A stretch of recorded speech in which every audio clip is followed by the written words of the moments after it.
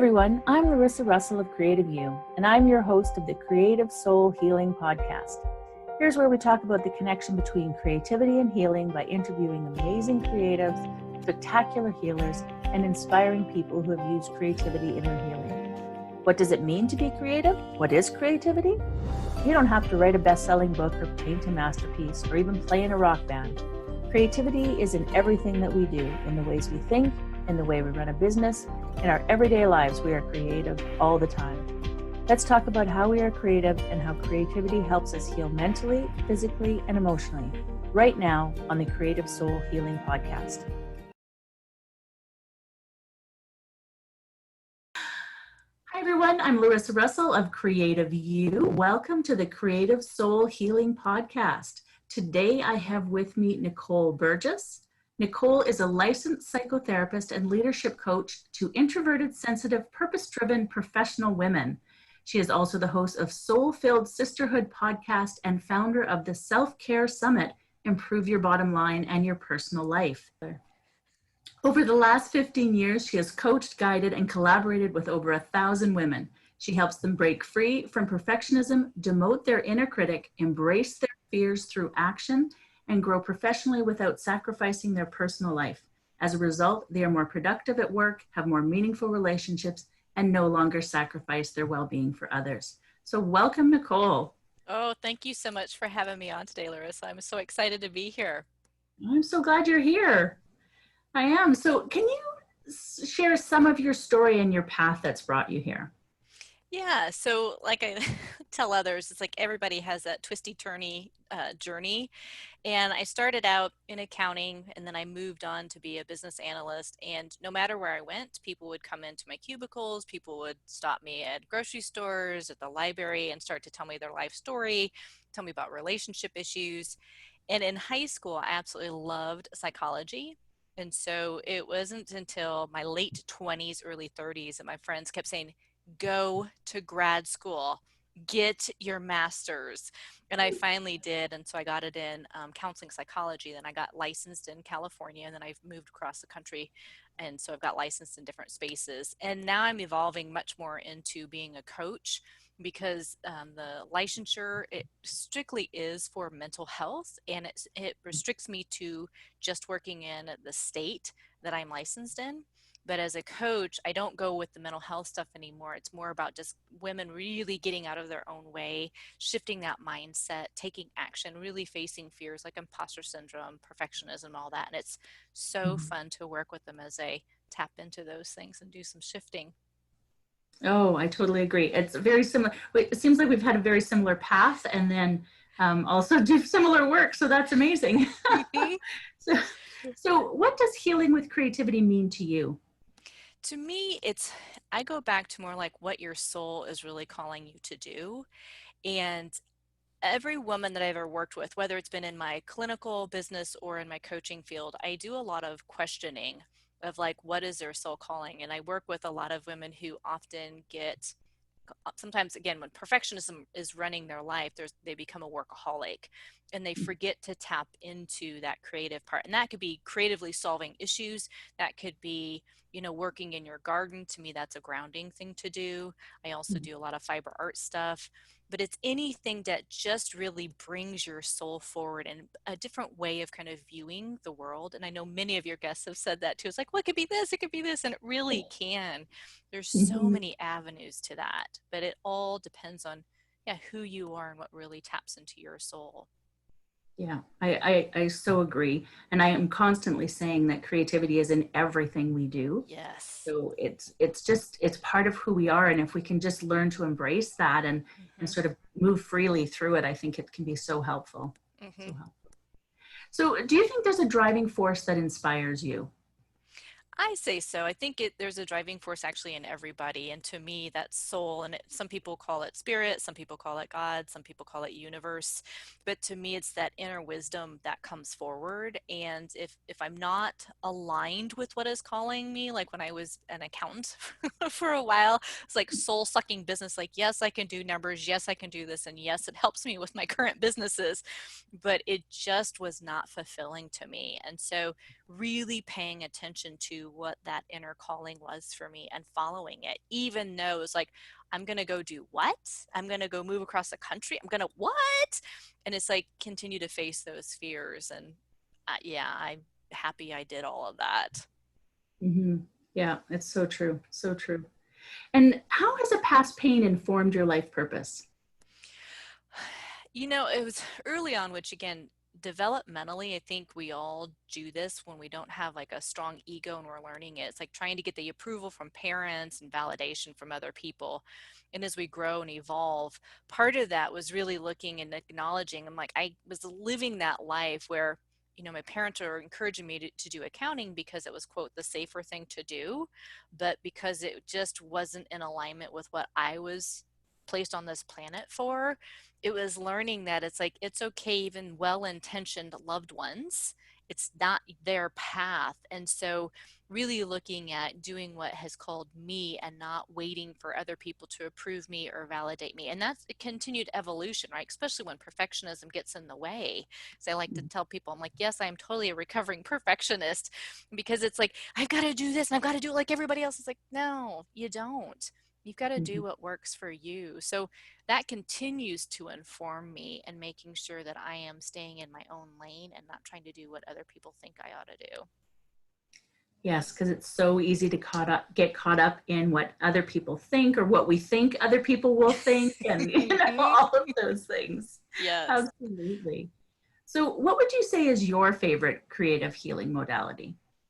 I think there's a couple different things. I don't know if I really have one. I know for me, it's staying in tap with what my body is telling me to do. And so making sure that I'm stretching, making sure that I'm tuned into if my body is like, stretch here, do this, and making sure that I'm keeping it to the healthiest that I can do.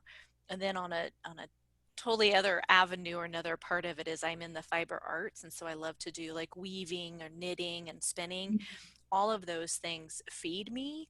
And I think they really help me be a better businesswoman. They help me be a better coach. They help me be a better clinician, because it's more of the well rounded, is like I'm staying grounded and giving myself permission to do my own thing so that I can also do this professional life too. Yeah, and I think that's really important, that making sure that we have that in our own lives. If we're helping other people, and I have to stop and remind myself sometimes, because I enjoy all of those things, but you get so busy Yep. and caught up in doing business, Yep. and you need to take that time to do those things for yourself. So I actually have incorporated some of them into my business so that Mm-hmm. I do them. I do a create with me night so that Yep. I get to create. I do a meditation and Yes. journaling practice class every morning, Mm-hmm. and I get to journal. And those things help. So I built them into my business so it would help me. Yeah, and Yeah. I think that's really wise. And it really is, I talk with clients, it's like I do walk the talk.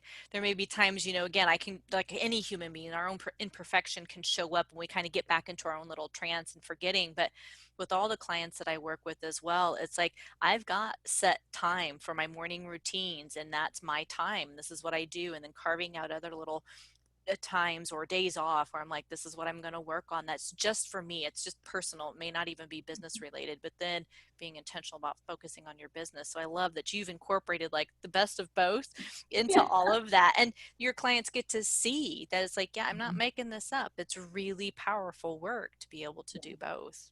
Yeah, absolutely. Absolutely. It is. It really is. So it is. And I love sharing it. Right. Hmm. And it also keeps me grounded in doing it. Yep. So, yeah. So, what is your greatest accomplishment to date? Oh my goodness. I love this question. And I think there's a couple different things. I know for me, it was truly following my calling, which was starting out to be a therapist, a clinical, well, a licensed marriage and family therapist, and then now moving into coaching and truly having my own business, because having these businesses has given me the freedom to really work with the temperament that I'm in and just create the lifestyle that I want versus working for somebody else. There's a more flexibility, and yeah, I love it. And it gives me, I'm not burnt out. I've been there before, and recognizing it, yeah, creating that personal time too. So again, it's like I get fulfillment in the professional side and giving back and serving people, but I also have this beautiful space for Mhm. feeding me too, and I love there's a much better harmony with that. I don't like the word balance, so I say harmony Mhm. in this. So to me, I'm like, yeah, I've succeeded in where I wanted to be and still have other goals, but at the same time, like, yeah, I created what I wanted. Yeah, and I think that's so important. I was just recently part of an anthology called The Power of Why, Mm, and we hit the international bestsellers list, so that's pretty exciting. yeah. And but I've been interviewing other businesswomen, asking them about their why as part of the promotion for that. Hmm. And the your why you do what you do is is so important. It And yeah, is. Yeah. yeah, so good. So if you could change one aspect of our society through your work, what would that be? So I was listening to some of your other guests and I'm like, well, I didn't hear anybody say like, I already do it. And I think I do. I think I already am making those changes. To me, my ultimate thing when I started out to be a therapist was as long as I can change one person who is wanting change, then there's the ripple. Because Mhm. it is. And I know I've done that. I mean, people have told me that. And it doesn't mean like, oh, I'm all powerful in this and that. It's not about that. It's women showing up, wanting there to be change in their life, and them making those changes and seeing the difference that it makes. So they actually, they become more of a recovering perfectionist. They tame that inner critic and tell it to take a back seat, right? So that they've got their own inner coach that comes forward. They give themselves they give themselves more grace. They really embrace that they're enough and they weren't put on this planet to be the pleaser to everybody out here, and that's okay. Yeah, So it's like those are all the things. It's like, oh, I do that with the work that I do. And I just love watching women truly just embrace all of that and see them just blossom and take off. It's so fun. It's so rewarding. it is. It is because we do similar work in different ways, but and it is so amazing to see the changes and witness that. So Yes. yeah, that is a great accomplishment. That is a great accomplishment. And so, if what inspirational advice would you give someone who's struggling? I think more than anything, I know one thing that I do every day when it's truly like my quote work week. I start my day out with something that inspires me. It can be, a book, it could be a video, it could be a TED talk, anything, something that really kind of taps in and helps me kind of anchor into the day of inspiring others, leading others. So I'd say do that. And then remember, it's a journey. So you're gonna mess up. That's embracing that imperfection. There truly is no perfection. If we strive for perfection, that's what's going to steal the joy out of your life. And it doesn't allow you really to receive even joy into your life or into your relationship. So it's like, take a deep breath, pause Mhm. into the moment, and just be. Yeah. Yeah. And I think as women, it's something we've been taught or it's been ingrained in us that we have to keep up with everybody and we have to Yes. do it all and we have to be super women. And we are super women. But really, why does it have to be all on us? Right. And why, why do we have to do everything? Yep. And why do we have to try and do everything perfectly? Yep. Right? So really understanding that there is no perfect, Mm-mm. it's something you will never achieve because somebody somewhere is not going to be happy with it, most likely you. And so Mm-hmm. there is no such thing as perfect. And just starting to, figure out why we do the things we do and start Mm-hmm. to uncover those things is so important. And yeah. Yeah. It's one thing to do like the healthy striving where there's almost like I call it like your own inner competition, like you're really wanting to raise yourself up more, like up level. True Mhm. perfectionism, it's the fear of what other people think. Like somehow you're going to get ridiculed or this and that.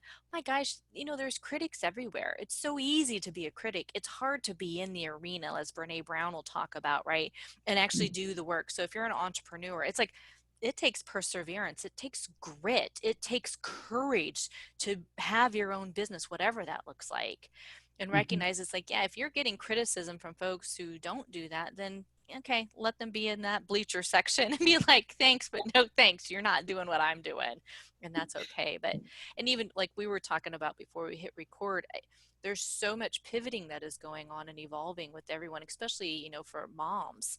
And it's just recognizing like, you know what? There is no perfection in your business. There's not going to be perfection if you've got to school your kids at home or be with them and you've got little ones running around. It's like you're going to do the best that you can with what is going on in our world right now. Knowing that, yes, we're all going to make it through, but everybody's circumstances are different. So please give yourself some grace. Yeah, absolutely. I think it's so important that as women that we just start to look after ourselves and recognize that we cannot do it all. And we really don't need to do it all. No. Right? We don't No. need to do it all. I just wish more women would figure that out. It took me a long time to figure it out. So now I just want to help other people figure that out, right? So Well, yeah, and I think that's what you're doing. And sometimes we need to hear that message in a lot of different ways because it is a mindset. It is an ingrained belief, especially I like to say, I'll stick with the US because that's what I'm familiar with the most, right? Not every culture and country has that same mindset. But for us, like, yeah, we're the caregivers, we're this, we're that. It's like, yeah, but we're also repressed. We've been suppressed. And it's like breaking out, like, it's okay to ask for help. It doesn't make you Mhm. weak. It actually makes you strong.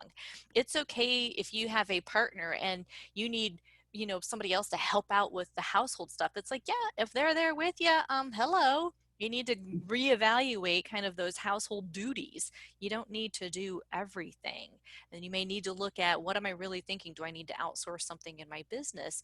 And then calling people and getting the numbers, like really crunch your numbers, your finances, and see if that's, actually doable so that you're not thinking, I really do need to do it all. It's like, no, you truly don't. And no is a full and complete sentence, and it's totally okay. Yes. And I say that a lot actually, that Mhm. you don't need to explain. No is enough, Yep. right? That's all you need to say. And you need to learn to say it more. And Yep. that's one of the first things, if people start working with me, is that learning to say no, right? Love So, it. so would you say you have an inspirational quote that sums up your life journey?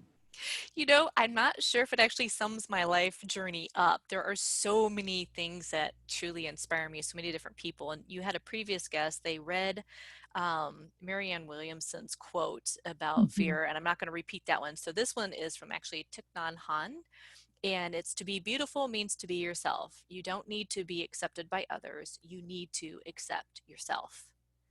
And I Mm. think to me that really yeah, encapsulates what I do with the women that I work with and what I'm even reminding myself of. It's again, I'm Mhm. not here on this planet to get everybody's approval or validation. It's like put on here for a purpose. It's stay focused, stay stuck with, or not stay stuck, but stay grounded in that why. Yeah. And everybody has their own unique path, and that's it. Yeah. So, yeah. Yeah, it's so true. Well, I have enjoyed this so much. And is there anything that you want to add that maybe we haven't discussed today? I think, it really taps into all that you're talking about, incorporating creativity into your life. To me, that's self-care. I mean, that honestly is a big piece of what I do with women is they forget that self-care is a necessity. It's not selfish. It doesn't make you greedy. You don't need to be the last on the list.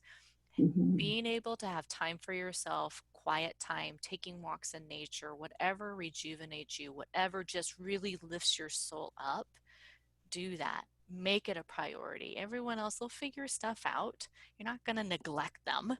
But it's just Mhm. like as they get older too, it's just like, yeah, they can take responsibility for themselves. You are not responsible for them. Yeah. Yeah. And I also use the analogy of the oxygen mask, right? Because when we Yes. look after ourselves, we are better able then to Yep. help others and look after them if they need or, Yep. anything like that. Because we have a large uh, population of that sandwich um, Yes. uh, like Generation. Yeah. generation. Sorry, the word just escaped me. Yep. But you're looking after kids still, and you're Yep. looking after your parents now, and you're working or you have a business and whatever it is, and you're juggling all of these things, and that self care is so important. and being Yeah. able to look after everything. Yeah. Yep. Yeah, for sure. And I did see that you have a free gift for. So there's a free workshop they can go to if they want to Okay. do like kind of the 5 shifts to end the overwhelm, especially if they're highly sensitive and or introverted entrepreneurs. They can go out to NicoleBurgessCoaching.com. I think it's /end overwhelm. Okay. Watch that workshop, and again, it's just an ongoing video that they can watch at the time that works for them. And then if they feel called to it, then they can have a discovery session with me, and we can go from there. Perfect. Yes. Yes. Well, that's exciting. Well, I thank you so much for being here. I've enjoyed our conversation Yes. so much. And to our listeners, we will see you again next week. And in the meantime, I wish for you amazingly creative days. Bye for now. Have you seen the books that I've put out? If you don't know me, I'm Larissa Russell, the owner of Creative You. I currently have a few books available on Amazon, titles such as Gratitude, How to Live with Joy and Gratefulness, A Happier You in 5 Minutes a Day, plus the international bestseller, The Power of Why.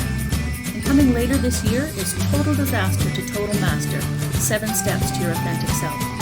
Click the link below to purchase your copies now